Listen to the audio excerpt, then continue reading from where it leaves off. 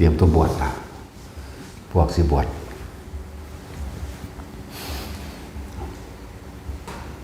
หลายคนเพราะท่านได้เข้าใจ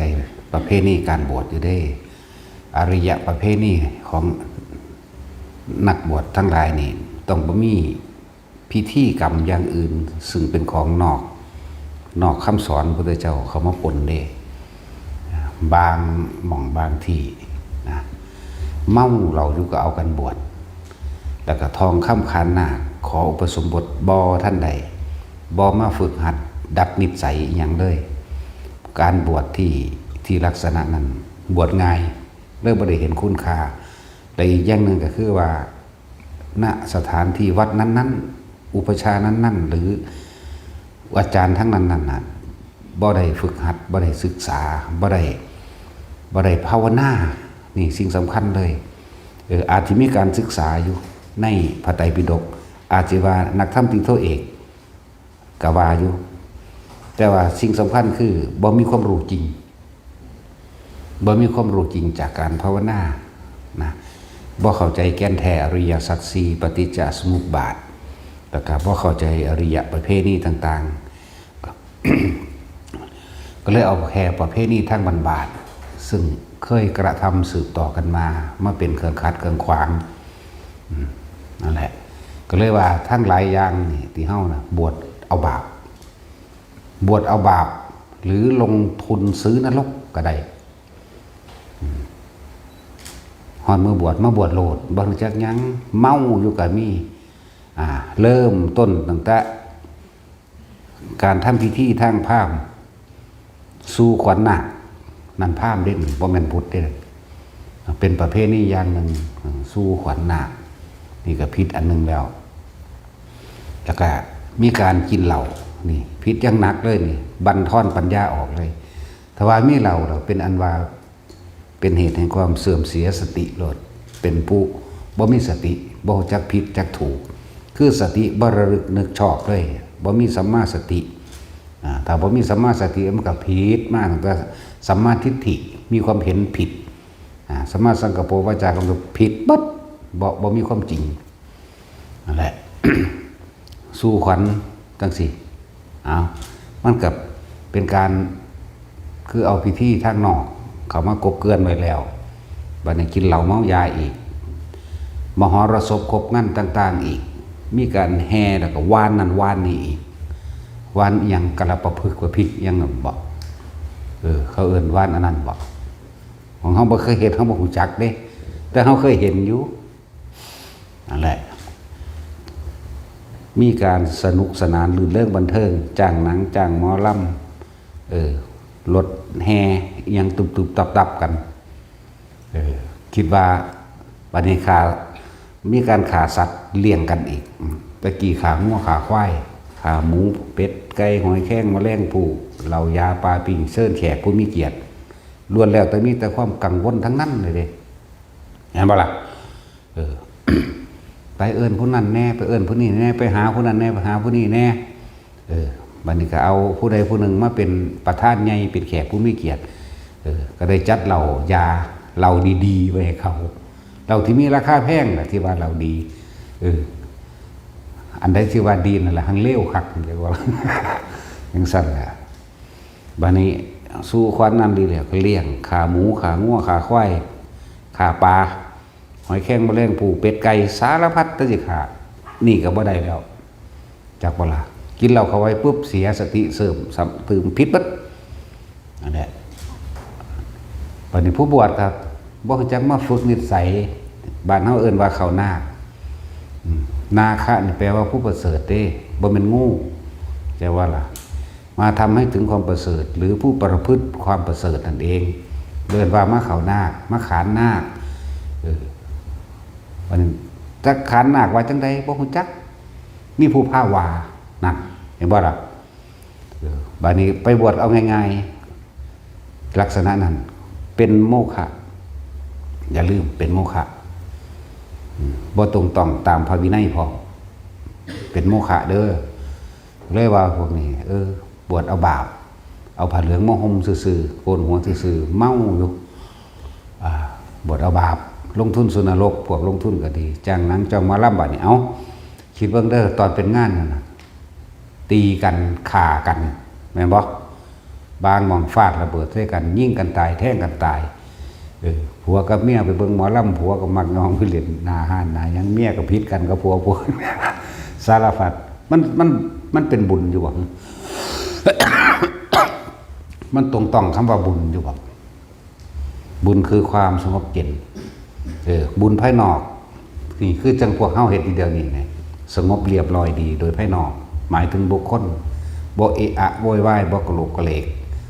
บ่มีเสียงอึกกระทึกคือโค้งนี่สงบเรียกว่าบุญภายนอกบุญภายในคือเกิดความ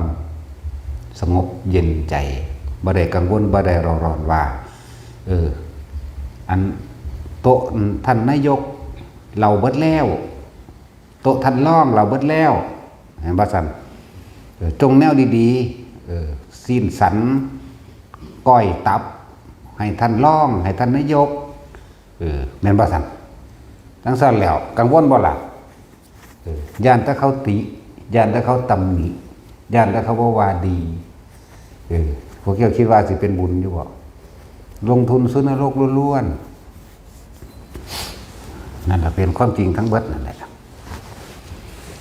แต่เฮาเว้าออกไปลักษณะนี้ก็มันเป็นประเภทนี้ประเภทนี้พอกับแม่พาเฮ็ดมาปู่ย่าตายายพาเฮ็ดมาเอาประเภทนี้ของพวกเจ้ามันพาพวกเจ้าลงนรกพวกเจ้าก็สิเอาอยู่บ่นั่นบ่ล่ะเป็นสั่นตัว แต่คิดเบิ่งอันสมัยพุทธกาลพระโมคคัลลาภาษาลิบุตรทั้งด้วยตัวคือบ่ได้ไปจัดงานเลี้ยงอีหยังเนาะคือมาบวช2พระองค์เพิ่นแล้วก็นำบริวารมาผู้ละ250กว่า500ตัวหลายงานใหญ่ขนาดนั้นเป็นนึงคือบ่จัดคือบ่จัดบ่100ปีที่แล้วบ่ล่ะ เขาเจ้าทั้งรวยตัวสมบัติผู้ละ80โกฏ80โกฏแล้วทั้งสั่นแล้วนั่นแหละยากแม่ครัวก็ทั้งเฮ็ดทั้งฮ้อนทั้งศูนย์ทั้งด่ากัน แม่ครัวก็ทั้งลักผงชูรสน้ำปลาและก้อนซีน พอครัวก็เอาซีนสันและขาไปแล้วเนาะแต่นั่นนี่ก็เอาไปแล้วคุณหางหมู หมูก็ดีเอาตีนหมูไปแล้วไว้แต่เอาไปสุก สารพัดบางพวกเอาไปหลายๆไปลอดหัวไปผงสุรสเฮียออกน้ำพกสิน เนาะสารพัดเลยแต่สิเป็นเลยเป็นเขาเรียกกันทั้งตาบอกอันอีนั่นมาแน่มันก็ฝากกันเมื่อตัวผู้ยากผงสุรสดำปลาเฮียสะไส้เยอะแยะหลายอย่างเลยที่มันผิดกับอริยประเพณีอริยะแปลว่าผู้ไม่เบียดเบียนดิประเพณีของผู้ไม่เบียดเบียนนี่มาเข้านาคมาดัดนิสัยมาฝึกตนเองให้เป็นผู้ประเสริฐเดินนาคะแปลว่าผู้ประเสริฐมาเข้านาคเมื่อเดี๋ยวเพิ่นกับเบิ่งนิสัยไปเด้นี่เห็นว่าอย่าง7ยังหา หนี2เห็นว่าล่ะมันธรรมดาเด้อยู่นี่บ่แม่นว่าเครียดกับเบี้ยมาฮอดกูสิเฮ็ดใส่มึงกูสิบวชปะมึงแล้วจังให้เขามาง้อความหมายมันนั่นเนาะนั่นน่ะอีหลีนี่แหละแบบว่าเฮ็ดใส่นะ อย่าเอาวัดมาเป็นเกมเถินไปก็ดีเนาะสั่นแล้ว หลายอย่างที่เฮาบ่เข้าใจเมื่อเฮาฝึกหัดขานนาคทองเบิ่งเขาเจ้าก็เบิ่งนิสัยไปนำเป็นตาสอนได้บ่ได้เด้บ่แม่นว่าสิมาเอาแต่ใจมาฮอดจากบวชเอาโลดมันไปอ่านหนังสือว่าทางใดพระอรหันต์เป็นทางใดมึงเคยจักบวชแท้เนาะศรัทธาแบบขาดปัญญาและความเพียรและความอดทนมันไปบ่ได้มันบ่ผ่านนั่นบ่ล่ะศรัทธาแบบขาดปัญญาคือรู้ตามความเป็นจริงแบบนั้นแบบนี้ว่าเพิ่นเฮ็ดแบบใดเนาะแล้วก็ขาดความอดทนพร้อมขาดความเพียรพยายามพร้อมมันสิจะอยู่โดนปานใดแล้วเฮาก็ให้บ่ได้ให้บวชง่ายๆเด้บ่แม่นเฮ็ดเล่นเด้พวกนั้นมันเฮ็ดเล่นพวกกันลงทุนซื้อนรกกันน่ะมักย่องแห่ออกบ้านออกเมืองโยกกันเต้นกันบ้านหุ่นบ้านพี่ ตีกันสะซ้ายไปน้ำรถแห่เนาะเป็นความจริงบ่ล่ะกันบุญอยู่บ่นั่นน่ะมันเป็นบุญได้นั่นบาดนั้นหมอลำแลนเล่นขึ้นอีกผัวกับเมียก็พิษกันอีกเขาเต้นโซ่นขาโซ่ดากอยู่นั่นน่ะบุญอยู่บ่นั่นน่ะสงบอยู่บ่เอาไว้พวกบอกบวชมันก็จักสิบวชบ่บวชอีกแล้วตาขาดหนักบ่ได้กันนั่นแล้วเว้นไว้แต่ผู้ทองอ่านหนังสือบ่ออกถึงแม้ว่าความจำได้ มีอยู่เฮาก็ทองตะกี้กับเทรวาสล่ะเอียงก็ดีเป็นบ่ล่ะปากต่อปากเอาได้บ่มีใครอ่านหนังสือออกได้มีแต่ปากต่อปากนั่นแหละแต่พอได้เฮาก็ให้เฮ็ดเฮาก็เบิ่งไปถ้าบ่ได้จริงๆเฮาก็เบิ่งอายุเบิ่งนั่นนี่กับความตั้งใจเฮาจังให้เด้ความตั้งใจจริงแล้วก็ความเป็นผู้ว่านอนสอนง่ายนี่ก็ฟังความผู้เพิ่นบวชก่อนเลยเอิ้นเทรวาสฟังคำเบานี่เมื่อแม่นฟังสิมาเฮ็ดเล่นๆเด้เอาอีหลีเด้นี่เฮ็ดเล่นเจ้ากัดบ่ได้ของเล่นแล้วได้นรกคักๆนี่แล้วลองเบิ่งแม่เฮ็ดเล่นก็ได้นรกอีหลีนี่แล้วฉะนั้นตัวนี้จึงมีการฝึกหัดดัดตนเองเบิ่งว่าใส่มันสิไปบ่เฮ็ดหยังมันสิเถียงบ่มันสิฟังความเฮาบ่ลองเฮ็ดหรือว่าลองทำอะไรเพื่อผู้อื่นโดยไม่หวังสิ่งใดตอบแทนเบิ่งดูมันจังเบิ่งดูว่าคุณค่าของเจ้าของมันสิมีบ่คนเฮาบ่ค่อยเห็นคุณค่าเจ้าของดอกเห็นคุณค่าแต่เงิน เห็นว่าบักอันมันนึงเป็นคนขึ้นมาอยู่เด้บักศีรษะเนาะตะกี้ผมสุขภาพไม่ดีนะซั่นก็มึงขี้ค้านมึงบ่เฮ็ดหยังมึงก็สุขภาพบ่ดีมึงบ่แข็งแรงเพราะมึงบ่เฮ็ดหยังเหรอดูได้อีกจัก 4-5 มื้อผมอยากบวชกูรู้จักอยู่แต่ว่ามึงบ่ทันได้เฮ็ดอีหยังเพื่อโลก เรามึงมาเฮ็ดแบบนี้เด้อบัดนี้บ่เห็นว่ามันแข็งแรงเลยมันจังซั่นตัวก็มันเฮ็ดเวียกมันแข็งแรงตื่นเขาแสบตัว ตะกี้ว่าหยังนอนเล่นอยู่หั่นแหละนอนเล่นโทรศัพท์ตูตีเนาะหายขายผักกูไปเห็นมึงรวย100 ล้านบักหาเลยบ่จักเนี่ยมึงบาปป่านนั้น หาขายผักเด้ก็แล้วมันเอาอีหยังกูมาให้อยู่ว่าโอ้ยกูก็สิไปขายไสก็กูบ่ขาย มาแหละมันเอามาให้อยู่ดอกกูก็สิเอามาหยังกูก็เป็นเอาเองอยู่แม่ เป็นสั่นตัวกูเป็นเอาเองอยู่กูบ่เอาดอกผู้อื่นนั่นแหละว่าคุณค่าของการบวชถ้าเราบวชตามประเพณีโดยอริยประเพณีเลยอานิสงส์ของการผู้บวชเอง60 กับผู้เป็นมารดาบิดา30 กับหมายถึงว่าเราสิเกิดเวียนว่ายตายเกิดอยู่ในพุทธศาสนานะอยู่ถึง30 กับไอ้ผู้แม่ผู้พ่อผู้ตัวเองน่ะ60แต่ว่าถ้าบวชเข้ามาแล้วพวกเขาสิปฏิบัติดีหรือบ่ดีแต่บ่มีหยังผิดหยังร้ายแรงมันก็ยังรักษาเรียกว่ากุศลกรรมอันนี้ไปสืบต่อไปข้างหน้าแล้วก็ได้อุปนิสัยได้สิ่งที่อุบัติขึ้นกับใจอุปนิสัยทั้งการบวชอุปนิสัยทั้งความฝึกหัดดัดตนเป็นไปในภายภาคหน้าแล้วก็คนที่บวชดูเข้าหมายถึงชาตินี้ก็บวชจักปีนึง2 ปี 3 ปีก็ว่าไปมันจะคอยไก่ปฏิภาณกันไปนำอยู่อย่างหนึ่งเป็นเครื่องหนุนทรงสู้เพราะว่านักบวชที่ตรงตามอริยประเพณีเนี่ยแม่นเฮาสิบ่ได้บรรลุหยังก็สั่งนะอานิสงส์ของการบวชทรงให้ไวกว่ามันมีอานิสงส์ให้ไวกว่ากัน นั่นแหละแม่นสิตัวแรกตั้งใจบวชอยู่แต่ว่าระหว่างทำกลางอาจจะหลงลาภสักการะแน่จังซี่มันก็ยังมีอุปนิสัยอยู่กรรมตัวนั้นที่กระทำลงไปแล้วก็ไปรับซะก่อนแต่ว่ามันก็ไกลกว่าเหมือนกันกับกบินภิกษุนั่นแหละ2 พุทธันดรนึงได้ล่ะแน่ผิดอยู่เรื่องผิดแต่ว่าเพิ่นเป็นผู้ท่องจำคำสอนพระเจ้าได้บอกสอนเหมือนดุจดังว่าคนตาบอดจูงคนตาดีก็บอกแนวคำสอนอันนี้แหละผู้เอาไปปฏิบัติจริงได้จริงก็มีบัดเมื่อหลงนั้นแล้วก็พากันเฮ็ดหลงผิดกับผิดกับเจ้าของโดยเจตนาผิดกับหมู่ผู้อื่น เขาก็รู้ของเขาอยู่ดอกเขาก็บีกตัวออกมาก็มีผู้ติดตามเลยก็มีทั้งสั้นติดตามนรกนั่นแหละเดี๋ยวนี้เราก็ตกนรกอยู่หั่นแหละแต่ว่าเราสิพ้นอยู่ในบ่นานดอก เพราะว่าอานิสงส์การหนึ่งอัตลักษณะการสืบทอดพุทธศาสนาแบบเต็มอัตตาเต็มรูปแบบคือการบวชจากว่าล่ะคือการบวชมีสิส่งเสริมให้เฮาเป็นได้อุปนิสัยต่อไปสั่นเลยว่าอานิสงส์มันมากกว่า60ครับพ่อแม่ก็เป็นญาติศาสนาไปนำบัดนี้ผู้ที่เป็นร่วมจากว่าร่วมเป็นเจ้าภาพบวชก็เป็นรุ่นดังว่าเป็นพ่อแม่อีกแบบหนึ่งเหมือนกันเด้คือครูนั่นแหละเป็นผู้ร่วม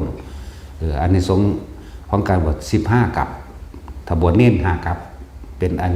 หมายถึงว่าเป็นเจ้าภาพบวชเน้น5กับบาท1 2 บาท5 บาทได้ทั้งนั้นขึ้นอยู่กับใจเฮาเด้อบ่จำเป็นต้องมากขึ้นอยู่กับความบริสุทธิ์ใจเฮาเพราะว่าบางคนมีแต่ลูกสาวโอ้เฮ็ดจังได๋กูสิมีลูกชายบวชแน่เนาะเนี่ยเป็นเจ้าภาพนำเขาก็น่าจะ5 บาทแหน่ก็ได้เหมือนกันเด้ล่ะตะกี้เขาบ่ได้ใช้เงินตัวบางคนมีเข็มก็เอาเข็มบางคนมีมีดโกนก็เอามีดโกนนั่นบ่ล่ะบางคนมีผ้าอาบน้ำก็เอาผ้าอาบน้ำบางคนมีผ้านี่ก็เอาผ้าบางคนมีบาตรบางคนมีนิดหน่อยผสมกันเขานั่นแหละเป็นการเป็นเจ้าภาพเลยมีอานิสงส์ไปน้ำกันเลื่อนได้ขึ้นชื่อว่าเป็นญาติศาสนาโดยพระเจ้าอาโศกมหาราชเนี่ยหลังจากกอบกู้บ้านเมืองประเทศชาติฆ่าคนตายเป็นเท่าไหร่100 ล้านเนาะเบิดเรื่องสิเฮ็ดเห็นบ่ได้เอกราชมาแล้วก็เข้าหาพวกเขาเอิ้นนักปราชญ์ทั้งหลายในพวกมันก็มีอยู่ดอกพวกนักปราชญ์บัณฑิตทั้งหลายแต่ละสำนักนะไปถามดอกครับมันบ่ลงใจไปสำนักนี้ก็บ่ลงใจสำนักนี้ก็บ่ลงใจพวก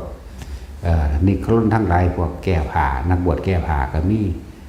นักบวชยืนขาเดียวก็มีนักบวชกำมือเขาจังซี่ยกไว้ข้างเดียวนี่จนสอดอยู่ก็มีไปถามธรรมะยังก็บ่อาจสามารถคลายแห่งความใสได้เห็นบ่นิโครธะหรือสมณเณรนิโครธย่างมาบิณฑบาตมื้อนึงเพิ่นก็นั่งอยู่เพิ่งปราสาทเหลียวไปเห็นเน้นน้อยผู้นึงย่างเข้าตอกซอกซ้อยสวยงามเป็นตาเบิงห่มคลุมหลัดเป็นปริมณฑลนั่นแหละ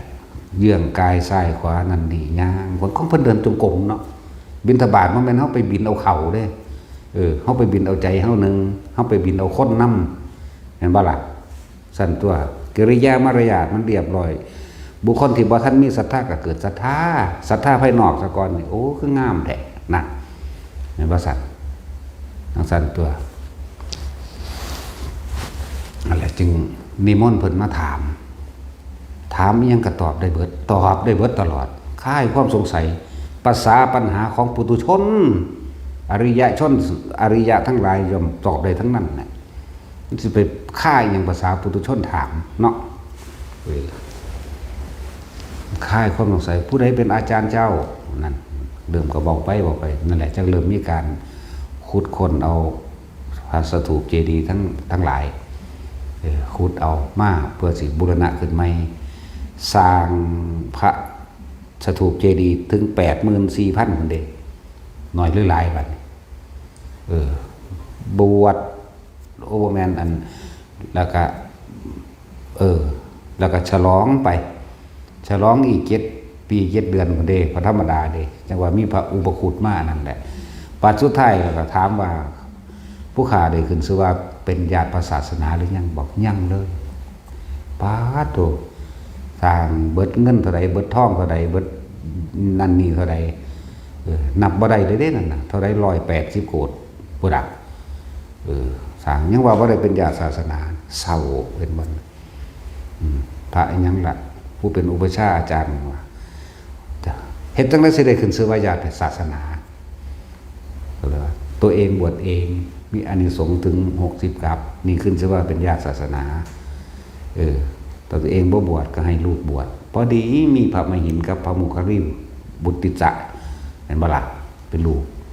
ยังดีใจเด้นะลูกเอ้ยลูกมีพ่อประสงค์อยากให้ลูกบวชลูกว่าจังได๋พอดีกับลูกก็อยากบวชเลยได้จังซั่นเลยนั่นบวชเอาลูก2 องค์นั่นแหละผู้นึงเป็นภิกษุณีผู้นึงเป็นภิกษุ ใจว่าล่ะนั่นแหละพ่อตะบวชจังขึ้นสว่าเป็นญาติศาสนาปลื้มใจขึ้นมาแน่ปานนั้นยังบ่นำใจยังอยากสร้างอีกอยู่ถามพวกเสนาบดีอมาตย์ทั้งหลายเงินในคลังเฮาเหลือเท่าใดที่จริงมีอยู่ดอกหังบ่หลายเขาตัวเบิดแล้วเศร้าใจ เศร้าใจคิดน้ำเงินจากบ้านนั่นเศร้าใจคิดน้ำเงินพอดีเลยตายซ้ำตายแล้วไปเกิดเป็นงูเหลือมพุ่นบ่ล่ะพอดีที่ในช่วงนั้นลูกเพิ่นทั้งสองพระองค์นี่ปฏิบัติฝึกหัดธรรมเลยบรรลุอรหันต์บัดนี้เลยไปตรวจเบิ่งหมายถึงเพิ่นเขาชาญเขาย่านของเพิ่นแล้วเพิ่นก็โอ้ยพอไปเกิดเป็นงูเหลือมนี่เห็นบ่อานิสงส์ของการเป็นญาติศาสนาหรือส่งเสริมศาสนาหรือว่าบุญบวชอานิสงส์แห่งการบวชซอยพ่อแม่ได้จัง4ตัวเป็นการทดแทนบุญคุณพ่อแม่ก็ว่าได้แต่ว่าไม่ใช่ทั้งหมดถ้าจะทั้งหมดจะต้องทำให้มารดาบิดาเข้าสู่พระรัตนตรัยเป็นเบื้องต้นหมดอันนี้ว่าคนที่ถึงพระรัตนตรัยแท้ๆแล้วบ้าวันโสดาบันพุ่นเด้อแม่นบ่ล่ะบ่ถืออย่างอื่นเลยนอกจากพุทธธรรมสงฆ์แน่มันก็ค่อยไปหาสู่พระโสดาบันสกิทาคาราคาฮอดอรหันต์มันตัวนั้นมันสั่นตัวนั่นแหละพระหินเถระตู่วัดตาเบิ่งแล้วพอไปเกิดเป็นงูเหลือมพูนจะกกบักเดือน้ำห่วยไหลเห็ดหัวสักงอกจอบซับปลาจับกินอยู่หั่น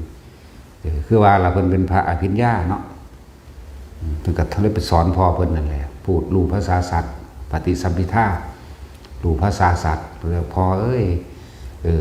ระลึกเบิ่งเด้อก่อนที่มาเป็นงูเนี่ยพอเป็นกษัตริย์ผู้ยิ่งใหญ่ชื่อว่าอโศกมหาราชสังสรรค์สื่อคุยกันแล้วเรียบร้อย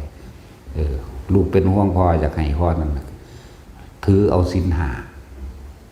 ถือพระรัตนตรัยแล้วถือศีลห้าซะแม่นมันสิตายก็มันตายซะเถอะแม่นบ่ได้กินอาหารก็ดีถือจะฆ่าสัตว์เป็นแต่กินแต่สัตว์ตายเอาแม่นบ่ล่ะมันบ่ตายที่ฝนดีปีนั้นก็เลยบ่มีปลาตายบ่มีหยังตายให้เลยอดอาหารก็เลยสิ้นใจตายแล้วไปเกิดสวรรค์แน่อานิสงส์ศีลห้านี่ก็กับลูกไปสอนเอาเด่นลูกไปสอนเรานั่นแหละขึ้นชื่อว่าใดเป็นญาติพระศาสนาผู้ใดเป็นเจ้าภาพบวชก็ไปตามอันนั่นแหละผู้พ่อแม่เนี่ย30 กับเวียนว่ายตายเกิดอยู่ในพุทธศาสนาโอ้ยบุญูแมงเด้เนาะสั่นตัว ผู้ใดเป็นเจ้าภาพบวชพระก็15ผู้ใดเป็นเจ้าภาพบวชเนรก็5อย่างหนึ่งนี่แหละจึงว่าเฮาบวชตามอริยประเพณีของพระอริยะเจ้าทั้งหลายการบวชของเพิ่นย่อมไม่มีการเบียดเบียนเด้อพวกเจ้าไปจ้างหนังจ้างหมอลำหอรสพครบงั้นนั่นนะพวกเจ้ามันลงทุนซื้อนรกไว้แล้วเด่นแล้วก็โดยตามความเป็นจริงสมัยปัจจุบันนี้เดี๋ยวนี้ฆ่ากันตีกันยิ่งกันแท่งกันพิษทกเถียงกันขึ้นโล่งขึ้นศาลเห็นบ่ล่ะเนี่ยบุญภายนอกก็บ่ได้บุญภายในก็บ่มีเลยไปจังซั่นก็เป็นห่วงกังวลในเสิร์ฟแขกผู้นั้นผู้นี้เดี๋ยวก็ว่าโอ้ได้กินแต่พี่น้องผู้ใดมีเส้นมีสายเนาะนี่เกิดทกเถียงกันไปพิจใจกันไปเรื่อยๆได้บัดนี้นี่แหละเอาง่ายๆแต่ญาติผู้บวชจะต้องมั่นคงเด้ผู้บวชก็ต้องมั่นใจเด้เพิ่นบอกว่าให้ขานนาคได้ก็ต้องขานได้ก็ถ้าขานบ่ได้ก็ไปซะนั่นบ่ล่ะนั่นแหละสิ่งใดที่เฮาได้มาโดยความเพียรของเฮาเองโดยความศรัทธาของเฮาเองสิ่งนั้นแหละจึงมีคุณค่าสิ่งใดที่บ่ได้มาโดยความเพียรโดยความศรัทธาพยายามของตนเองสิ่งนั้นน่ะบ่ได้มีคุณค่าเด้บ่7มื้อซึกออกไปเก็บหม้อเก็บถ้วยสร้างน้ำมะเขือไปส่งที่ไปยืมมาอยู่พะแห้งเนาะเดี๋ยวเบิ่งจัดงานบักใหญ่แล้วก็บวชบ่ถูกต้องตามพิธีมันอีกตามอริยประเพณีอีกอันนั้นเป็นประเพณีชาวบ้านเขาคิดจังใดเขาอยากเฮ็ดจังใดเขาก็เฮ็ดไปนี่แหละที่บอกว่าอย่าเชื่อเพราะได้ยินได้ฟังสืบต่อกันมา อย่าเชื่อเพราะว่ากระทำตามสืบต่อกันมา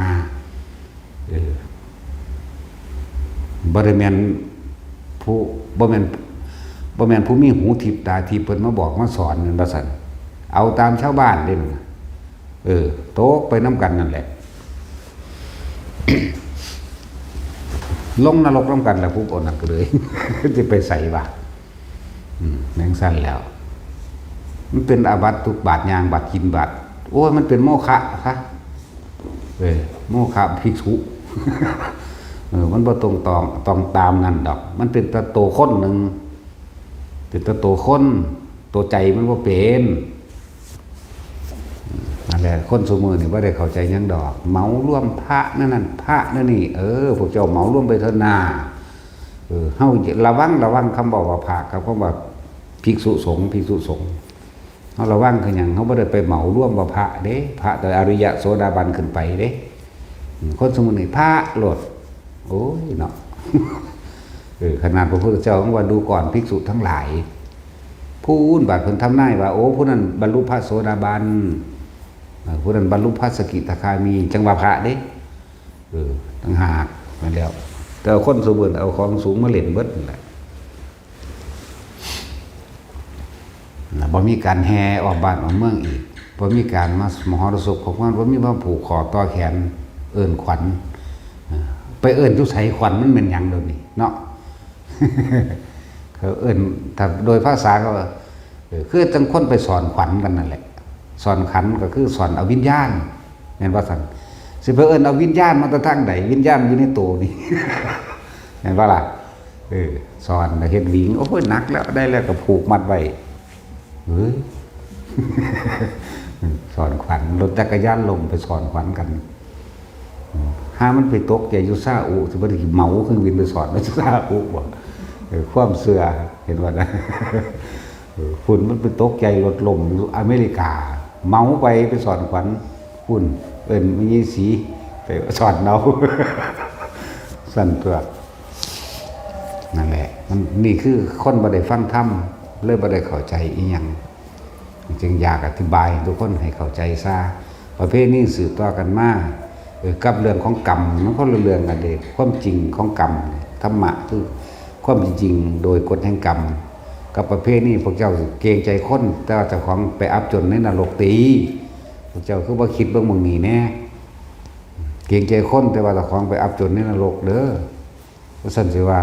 บวชเอาบาปลงทุนสู่นรกแต่มีเหล่ามาแต่มือแรกแต่คุยกันสิจัดมื้อใดเฮามันก็บ่มีหยังดอกนะจักบ่ล่ะสติพวกเจ้าบ่มีแล้วปัญญาพวกเจ้าถูกลบล้างออกไปแล้วไปฟังตะความค้นไว้แต่บ่เฮ็ดตามประเพณีมันบ่แม่นเด้เอาหน้าเอาตาติได้แน่นอนหน้าบักใหญ่ตาบักใหญ่แล้วตาผีตันรกเด้อหน้าก็บักใหญ่ห่อนห้นถือเขาตีอยู่คือกองเลย ธรรมดานั่นแหละอันนี้แหละบ่ได้เห็นว่าสิเปลืองหยังได้ล่ะใส่กระไดบ่ใส่กระไดก็ซ่อมเพิ่นบ่ว่าดอกเฮาเฮ็ดไปตามนั่นแหละเพราะว่าเฮาได้ไปใส่ไฟใส่น้ำเพิ่นให้เป็นอันค่าน้ำค่าไฟให้ค่าน้ำไฟค่าน้ำมันจังซี่เขาเจ้าได้เอิ้นปัจจัยเครื่องแรก คนก็ว่าเงินนั่นแหละคนก็ว่าเงินรับเงินและทองเฮาบ่ได้รับเงินและทองเฮารับมันเป็นเครื่องแลกเปลี่ยน แต่มีคนว่าเฮาจังรับเนาะถ้าคนว่าโอ้ยพี่คือรับเงินและทองกูเอาเบิดฮอดเพชรพุ่นแล้วเอาเบิดเลยว่าแต่เราหาบเอาหาบด้วยว่าแต่มีคนมาให้เอาใส่รถ10ล้อมาดีขี้ขับเอาไปเลย เนาะตัดสินเฮารถบาสเฮาใส่เอารถ3คันแต่คนว่าให้ได้จังนั้นภาษาคนเนาะเฮาบ่ได้เงินคนเนาะแต่ถ้าพระเนี่ยอริยะเฮาญาณที่สุดญาณคนดีญาณผู้เพิ่นดีผู้ประเสริฐน่ะจื้อไว้แน่ผู้ใดสิบวชลูกบวชหลานนั่นน่ะจะไปหาลงทุนสู่นรกแบบนั้นมันเป็นบวชเอาบาปนะเป็นโมฆะบ่ได้หยังแต่ทางใจเจ้าของว่าได้แล้วกูดีใจเด้ถึงเมาเหล้า กูดีใจเด้กูได้บวชลูกช่วงแล้วกูว่าเนี่ยอ้าวขึ้นสวรรค์แล้ว นะว่าสิจูงกันขึ้นสวรรค์ว่าเด้โอ้ยมันกระซากกันลงนรกที่ว่ามันจูงกันขึ้นได้ดันนะเสียงสั่น นั่นแหละถ้าใครอยากตอบแทนบุญคุณพ่อแม่ในส่วนหนึ่งก็คือการบวชนี่ก็แม่นเด้อดึงพ่อดึงแม่เข้าวัดที่แท้จริงบ่แม่นวัดว่าอารามอันเป็นสถานที่อยู่เด้วัดปฏิบัติข้อวัดปฏิบัติที่มีในพุทธศาสนาที่มีในพุทธศาสนาหูจักสวดมนต์หูจักไหว้พระหูจักคำสอนหูจักแปลคำสอนหูจักวิธีฝึกหัดปฏิบัติตนเองตัวนั่นแล้วหลายอย่างอยู่เด้อทำบุญแจกเขาหาปูหายาแม่นบ่มันบ่ได้แจกเขาหรือมันแจกนรกเลยหูจักว่านั่นน่ะอันพวกเฮาไปขาง้อขาควายอยู่นั่นน่ะกินเหล้าเมายาโห่แซวกันอยู่มันสิเป็นบุญบังใดแบบนี้ฆ่าสัตว์โปะลงไปตัวนึงมันก็ไปถ่าเอาของมันเองน่ะลองเบิ่งข้างหน้าคนบ่เคยตายคนบ่เคยไปเห็นแนวสั่นสิเว้าหยังมาถือเว้าก็เว้าสืบต่อกันมาผู้เฒ่าพระเฮ็ดกับผู้เฒ่าพระเฮ็ดผู้พระเฮ็ดก็อยู่พุ่นได้ใหม่บึ้มๆอยู่เพิ่นเด้แม่นบ่ล่ะผู้เฒ่าพระเฮ็ดพุ่นลอยอยู่ในกองทานเพิ่งคือลาวานี่เด้บ่ธรรมดาเด้แย่กันอยู่ปานคือขวแม่งกินนู่นนี่ไงหลายขนาดนั้นเด้แย่กันอยู่แบบนั้นและ ว่าตาผู้เฒ่าพระเฮ็ดหลาย ลองเบิ่งกันเลยถ้าพระเฮ็ดว่าผิดเพราะว่าคนมันส่วนมากมันเสือแนวนั้นเนาะยันบ่ได้หน้ายันบ่ได้ตาเนาะเจ้าสิได้ตาไงเฮาหม้องหนึ่งพุ่นแล้วลองเบิ่งแม่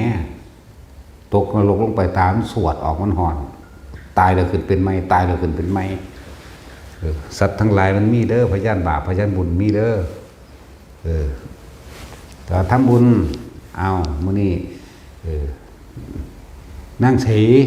มื้อนี้ลูกเจ้าอยู่ทำบุญหาไปขึ้นบ่รอรับเอาบุญพุ่นกินเหล้าล่ะขางัวล่ะขาเป็ดขาไก่หอยแข้งแมลงภู่สั่งปลานิ่มมาแล้ว100 โลละสั่งปลาดุกมาทอดแล้วหอยแข้งอีกนับชีวิตก็บ่ได้แม่นว่าหอยแข้งแมลงภู่นับชีวิตก็บ่ได้ตายฟุบๆเขาก็ไปถ่าเอาของเขาในบัดนี้วันนี้ผู้เป็นเจ้าภาพว่าสิเป็นลูกเราเต้าเราหลานยังก็แล้วแต่เมาเซ่คุยกันคุยโวโอ้อวดกันน้ำงานเห็นบ่ล่ะวันนี้อันผู้พาวาเตรียมตัวไว้พระรับเสนกับทั้งเมาทั้งวามันสิได้แม่งอย่างนั้นแม่นบ่ล่ะซะเด้อมันก็ผิดตั้งแต่สติปัญญาบ่มีดอกสุราเมรยมัชฌะนี่เฮ็ดให้ม่อมเมาเฮ็ดให้ขาดปัญญาถูกโลดละไปทั้งนี้แล้วเฮ็ดให้เป็นผู้เสียสตินั่นพากันขอศีลห้าก็ขอไปทั้งขอไปนำทั้งกินไปนำทั้งขาไปนำมันเฮ็ดได้อยู่บ่ล่ะมันบ่ได้มีสัจจะบ่ได้เป็นความจริงเด่นพวกญาติๆต่างๆสิกันพูดม่วนกึบน้ำหมู่คุยโวน้ำหมู่อยู่พุ่นเนาะพูดไปหาสร้อยอีหยังจำจุอยู่พุ่น ศกเล็กอยู่ธรรมดาว่ะไปฆ่าอันนั้นนี่โอ้มีแต่ความกังวลเด่นเฮ็ดไปล่ะ เสิร์ฟเหล่าผู้นั้นผู้นี้อยู่เอาที่ไปอย่างใดเอาผู้พาอุทิศบุญกับอุทิศไปสเปะสปะไปบัดนี้แม่นว่าล่ะบ่ผิดมั่งถูกมั่งมันโมฆะตั้งที่แรกแล้วก็โมฆะทั้งเบิดนั่นแหละจักก็ละบาทนี่สั่นตัวมันเป็นโมฆะตั้งที่แรกแล้วสัตว์ที่ถูกฆ่ากินไปมันพึบผุดขึ้นไปถ่าแล้วพอถึงผู้พ่อผู้แม่ล่อเอาบุญอยู่นั่นผู้อันเฮ็ดบุญหาย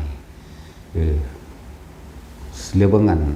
หมูเห็ดเป็ดไก่สากลากอยู่บนเท้าคนละอย่างกันเด้อบัดนั่นแล้วคนนึงพ่อตาวันจบงานแล้วทั้งสี่ปุ๊บปั๊บพับนี่ก็ไปแล้วพวกนี้เอาบ่ได้จักอันโอ้มึงฆ่ากูสิให้มึงบอกอันบ่ซะลูกสูจังซั่นสิมีเบิดเด้นั่นเลยพยานบาปก็มีอยู่จังซั่นแล้วทางที่ดีนั่นน่ะถ้าสิเว้าเรื่องนั้นเฮามีชีวิตอยู่เฮาเฮ็ดเอาเองโลดบ่ต้องไปรอน้ำไผดอกเนาะตั้งแต่ผู้พ่อผู้แม่คนอยู่เดียวนี้ยังบ่ได้เข้าใจรู้เรื่องบาปเรื่องบุญเรื่อง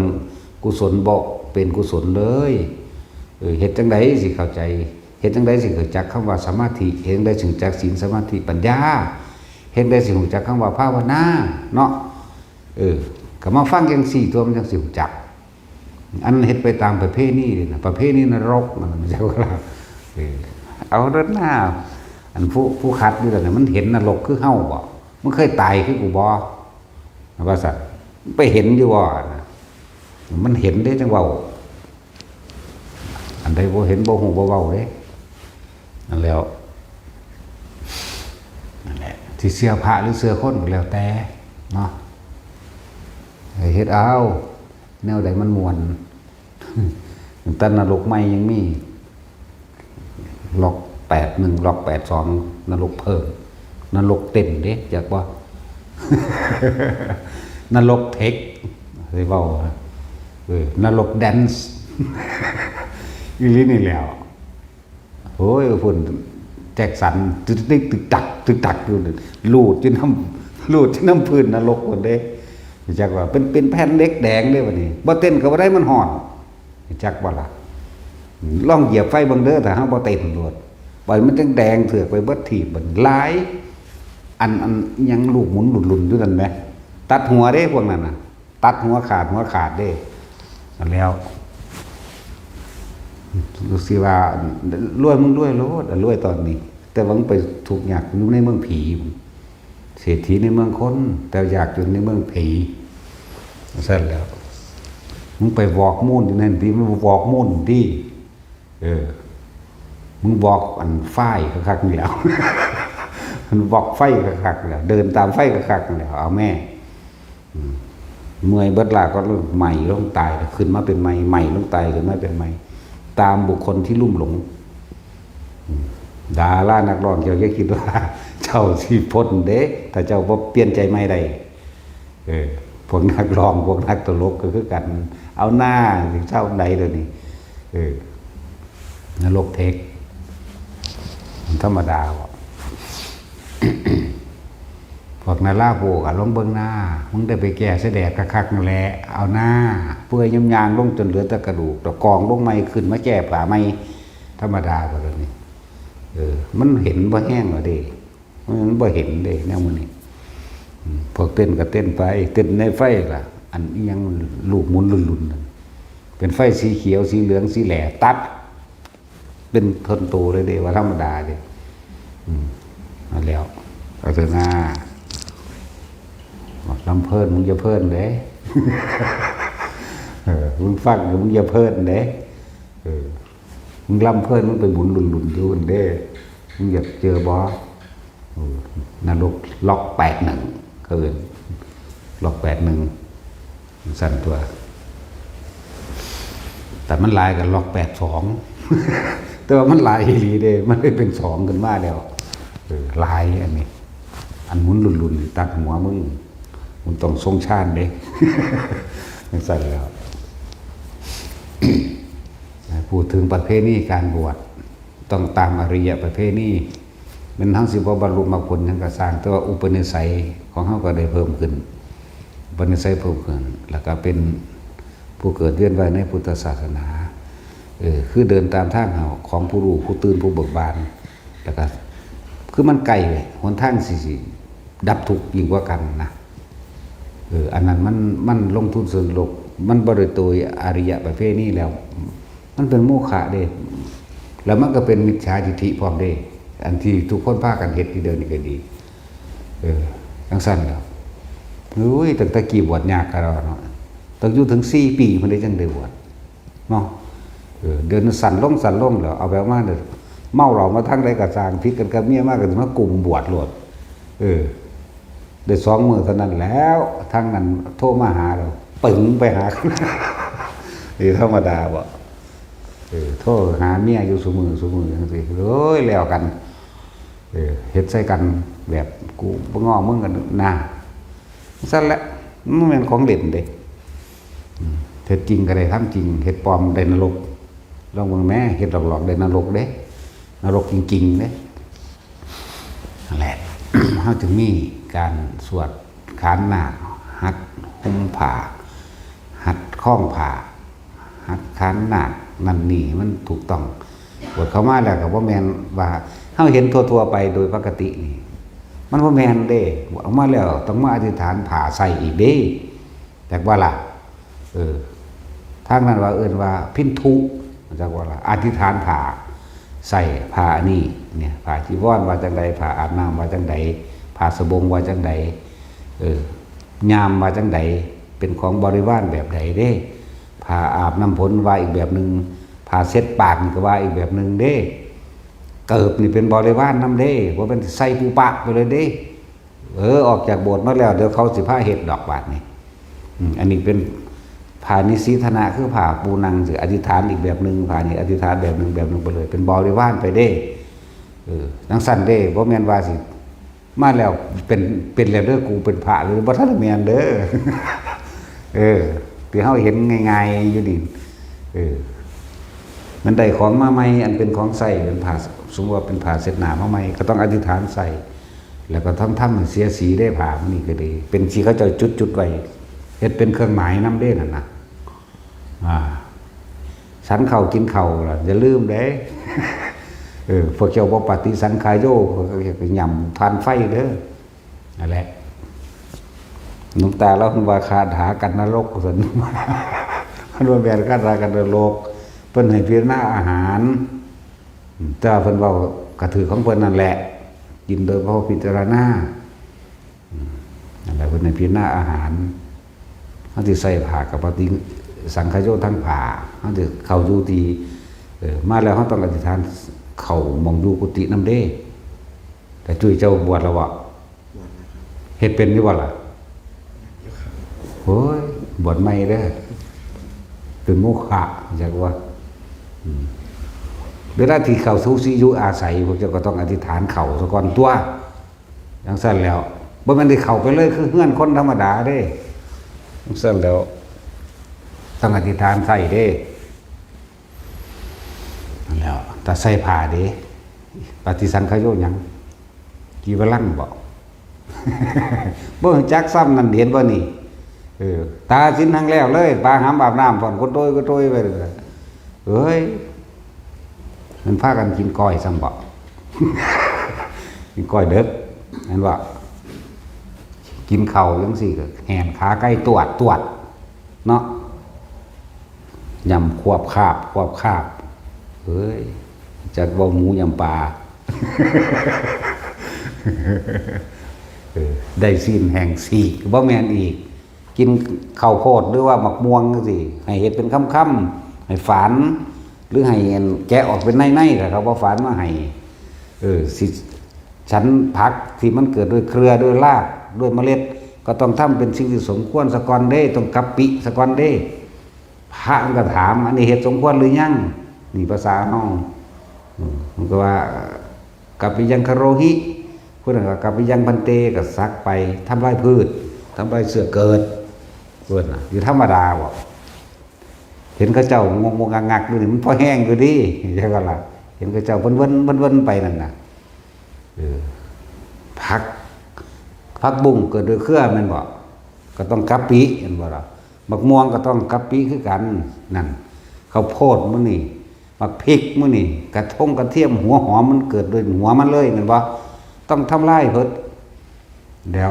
มันบ่แม่นง่ายๆเด้พวกเจ้าว่านี่ก็เป็นศีลอย่างหนึ่งของเธอได้นั่นน่ะจักว่าพุทธเจ้าเพิ่นบอกไว้นั่นแหละ คือพากันท่องปฏิสังขโยอยู่อันแต่ท่องได้จักอันบ่ปุ๊บบิณฑบาตังจักบ่แม่นหยัง อาหารบิณฑบาตมันบ่ซั่นทั้งส่วนตัวอยู่ลั่งกันผ่าเฮามื้อนี้แหละ สิใส่หยังก็ต้องอธิษฐานก่อนอธิษฐานใส่ถ้าสิสละก็ต้องสละเด้ปัจจุตรามิออกเบิดเด้จักว่าถ้าเฮาสิสละเฮาสิเอาผ้าให้ผู้อื่นหรือเฮาสิสละออกใส่หรือเปลี่ยนผ้านี่ต้องสละทั้งทับกันต้องปัจจุตรามิออกเด้บ่แม่นของง่ายปานนั้นเด้อพวกเจ้าที่เฮาไม่เห็นเพิ่นเวิ้นๆสิเป็นตำหนิโลดนั่นน่ะเอามึงลองเบิ่งยิ่งพระป้ากรรมฐานนี่หังคัก พระป้ากรรมฐานอยากว่ามันฮ้อนอยู่ตลอดเด้อว่ากรรมฐานเฮ็ดหยังได้ระวังเด้ระวังใจเจ้าของอย่ามันผิด กินน้ำก็ให้นั่งกินได้บ่แม่นย่างกิน นมบ่เป็นน้ำเด้สิบอกให้เด้อหลังเที่ยงหลังนั่นไปเอาอะไรล่ะตะเว้นตรงหัวได้นะหยุดบ่ให้กินอันที่เป็นอาหารนั่นนะ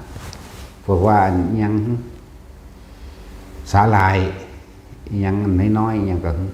พวกนี้เขาเข้าใจว่าสันใดมันบ่แม่นทั้งเม็ดเด้อ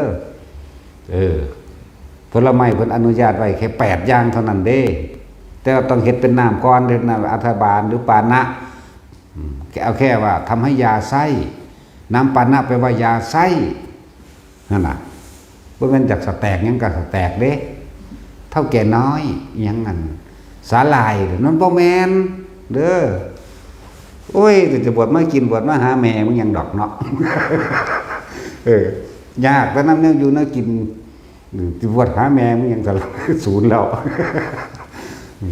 แกอีนี้นั่นแล้วนั่นแล้วก็ไปไล่บังเอาตัวไม่ยังเขาก็ลืมแล้วบักลำไยก็เฮ็ดเป็นน้ำบักม่วงก็เฮ็ดเป็นน้ำตัวบักดินจีมื้อนี้ก็เฮ็ดเป็นน้ำดินจีเด้นั่นน่ะยังอีกระบาดนี่ แล้วก็มากอันสมหมอมากสมหมอแล้วก็มากยังละให้ลืมดีๆของเขาก็อยากสแตกยังเป็นมาก็เลยบ่ได้คิดพอแล้วของมันตัดถิ่มไปเลยเด้แนวของอยู่ของกินบุ้งนี่แหมปรมัตถ์เจ้ามาเฮ็ดเด้มะขามป้อมมื้อนี้บ่ได้มีเด้บ่เฮ็ดเด้กระทกลกกระเทกเล็กนี่เจ้ามาก็ยังเขาบ่ให้สนใจแนวมื้อนี้แหมนั่นแล้วยากแต่น้ำกินเบิดมื้อเว้นแต่ต้องเฮ็ดหยังเนาะจังซั่นแล้วบ่ให้มีเด้เราบ่ให้สนใจน้ำปานะปาเนอะอีหยังซ่าน่ะน้ำเป่าๆธรรมดาก็พอแห้งแล้วล่ะแล้วพวกสิเอามาถวายจะมาเฮ็ดให้เขาหยามแหม มันหยามคืองัวนี่เด้ธรรมดาเด้หยามคืองัวคือควายเด้หากินกานี่เด้แต่ได้กินแล้วมันมีอันนั้นบักล้วนแล้วใส่กันไปขอใส่นินะโมไปขอเกียร์มากินนั่นกินนี่ระดับ จังซั่นแล้วเดินเหมือนบ่อยู่ใส่ไผบุ เอามันนั่นล่ะไปเป็นหนังหน้าไฟแลกกินสำหรับหน้ามันไปถูดงแล้ว โอ้ยมันเป็นธรรมดาเด้อที่เฮาเห็นกันรวยๆไล่ๆหรือเห็นนั่นนี่นั่นน่ะหลายอย่างที่พวกเฮาบ่ฮู้นะบ่ซั่นสิว่าเอ้าบ่ต้องพะลุหยังดอกเฮ็ดตามพระวินัยได้เบิดมันเป็นพระอรหันต์แล้ว แม่นว่าตาจุ๋ยเอานี่เว้ามานี่เศษเสี้ยวเดียวนี่หน่อยนึงเด้แต่เฮาขีดไว้นี่ป๊าดโตอันนี้เป็นทรัพย์สินอย่างหนึ่งของเธอเฮาขีดไว้เด้นับเบิ่ง 3,250 ข้อหัวข้อใหญ่ๆก็227นี่แหละหัวข้อใหญ่ๆมันแล้วมันก็ต้องมีแพ่งเห็นบ่ล่ะมีฮอดแพ่งมีฮอดอุทธรณ์เด้ อุทธรณ์ก็มีเด้ก็คือการปรงอาบัติแสดงอาบัตินั่นเด้สัตว์นั่นแล้วอาบัติเล็กน้อยจังซั่นจังซี่ก็ต้องแสดงนะภิกษุภาคของเขียวนี่เป็นปาจิตตีก็ว่าไปเห็นบ่ล่ะจับเงินเดือนทองก็เป็นปาจิตตีบ่ได้นักดอกก็พากันแสดงออกตัว